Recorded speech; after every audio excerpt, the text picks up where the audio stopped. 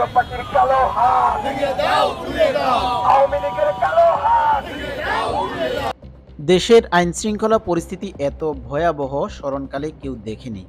Police প্রশাসনকে ঢালাওভাবে স্বৈরাচারের দোসর আখ্যা দেওয়া ও মামলা মোকদ্দমা দিয়ে নিষ্ক্রিয় করে ফেলা হয়েছে। পুলিশকে সম্পূর্ণ অকার্যকর করে ফেলেছে। মনোবল শূন্য একটি পুলিশ ঢালাওভাবে তাদেরকে ফ্যাসিবাদের দোসর ইত্যাদি আখ্যা দিয়ে নানান মামলা মোকদ্দমা দিয়ে ট্রান্সফার করে বিভিন্নভাবে শাস্তিমূলক ব্যবস্থা নিয়ে এদেরকে মনোবল সম্পূর্ণ ভেঙে দেওয়া হয়েছে। মিরপুরের কাফরুলে ঢাকা মহানগর উত্তর জাতীয় পার্টির ইফতার মাহফিলে হামলার ঘটনায় তীব্র ক্ষোভ প্রকাশ করে এমন মন্তব্য করেছেন জাতীয় পার্টির চেয়ারম্যান জি.এম. কাদের। তিনি বলেছেন, বর্তমান সরকার সাধারণ মানুষের জানমালের নিরাপত্তা দিতে সম্পূর্ণ ব্যর্থ। এই সরকারের দ্রুত বিদায় নেওয়া দেশ ও জাতির জন্য মঙ্গল।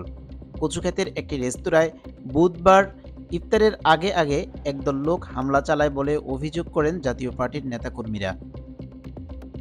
এ সময় জাতীয় পার্টির চেয়ারম্যান জি.এম. কাদের ইফতার মাহফিলে উপস্থিত ছিলেন।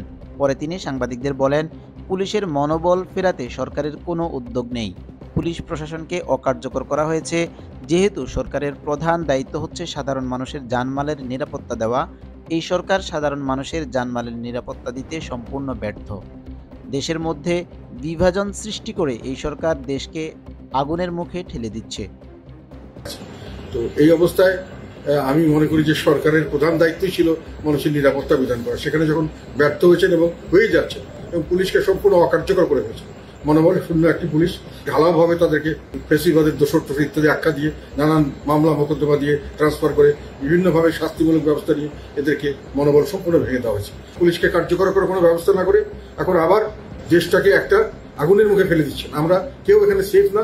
ওনাদের এখন উনি যেহেতু ওনারা পারছেন না, ওনাদের এখন ছেড়ে দিয়ে যাওয়া উচিত। যদি অন্য কেউ পারে ভালো করে, তাহলে দেশের মানুষ একটা রক্ষা পায়। গত 3 নির্বাচনে অংশগ্রহণ, মন্ত্রী হওয়া ও বিরোধী দলে থেকে আওয়ামী লীগ সরকারকে সমর্থন দিয়ে রাজনীতি করায় জাতীয় পার্টিকেও এখন ফ্যাসিস্ট সরকারের দোসর বলছে বৈষম্য বিরোধী আন্দোলনকারীরা। তাদের রোষানলে পড়ার শঙ্কায় প্রকাশ্যে সেভাবে দলীয় কর্মসূচিও করতে পারছে না জাতীয় পার্টি। ডক্টর মোহাম্মদ ইউনূসের নেতৃত্বাধীন অন্তর্বর্তী সরকার সুষ্ঠু নির্বাচন দিতে পারবে কিনা সেই সন্দেহ প্রকাশ করে জি.এম. কাদের বলেন, এই সরকার নির্বাচনের নামে প্রহসনের আয়োজন করবে।